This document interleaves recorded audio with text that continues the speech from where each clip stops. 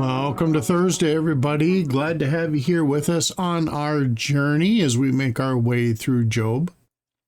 I don't have anything to discuss. I don't have anything. Well, actually, there's something.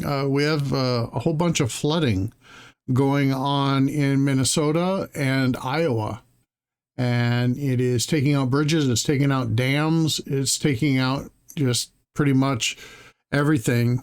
And so if we could bend our prayers in that direction, as well as the United States as a whole, I'm sure there'd be a whole bunch of folks who'd be appreciative of being in those prayers. So why don't we do that? And you go ahead and do it on your end, and I'll go ahead and do it on my end, and I'll meet you over on the other side. Alrighty, Job, I think, is so far, really, to me, it's proving to be one of those books that really needs to be read more tightly packed. It's very often, it seems to be a statement and answer and a statement and answer. And I think it's really important. It's going to be important for me to go back and reread Job on my own, so that I'm not broken by the limits of my own verbal reading abilities and my own patience. So something I might encourage with you guys as well. It might help bring things into a clear focus. Alrighty, here we go with Job chapter 23. Then Job answered and said, "Even today is my complaint bitter. My stroke is heavier than my groaning. Oh, that I knew where I might find him, that I might even come to his seat. I would order my cause before him and fill my mouth with arguments. I would know the words which he would answer me and understand what he would say unto me. Will he plead against me with his great power? No, but he would put strength in me.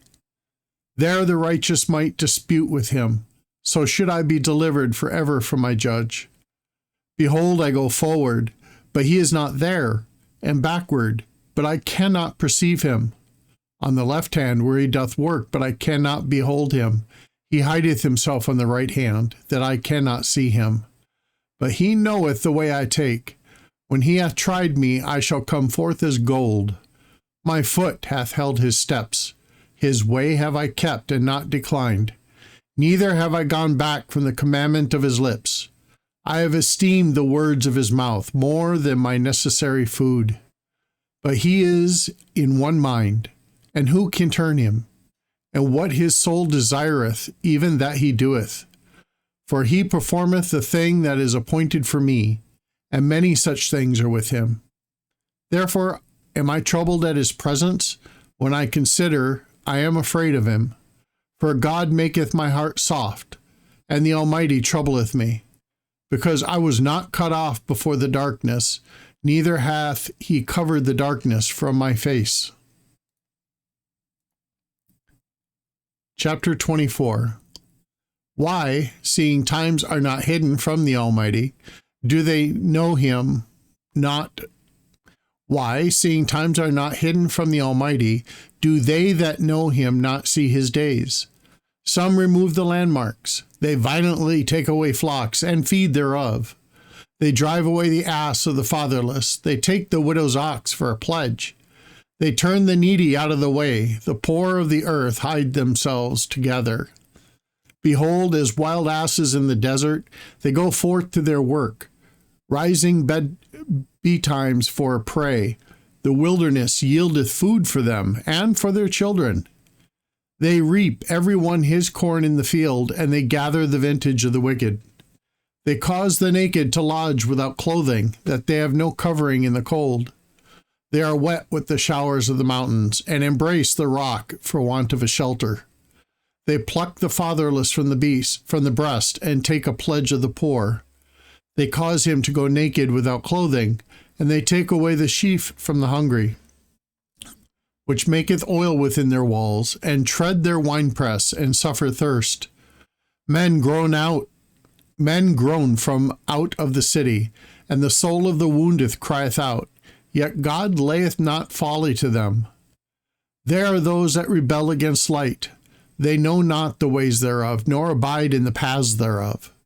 The murderer, rising with the light, killeth the poor and needy, and in the night is a thief. The eye also of the adulterer waiteth for the twilight, saying, No eye shall see me, and disguiseth his face.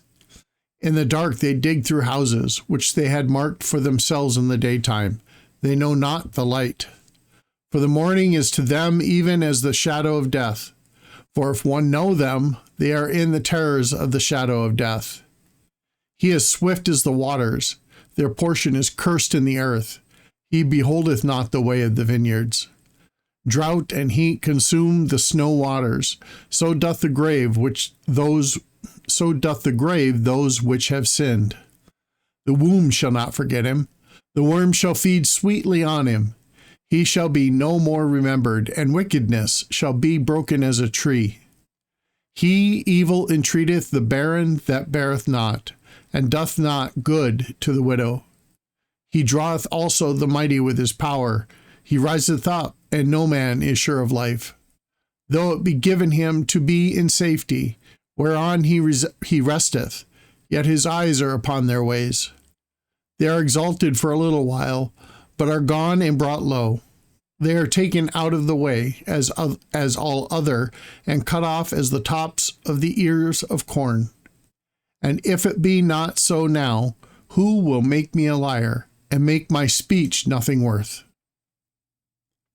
Alrighty, that's going to conclude our read for today on this Thursday. Everybody, I hope you have a fantastic day. Don't ever forget, God loves you.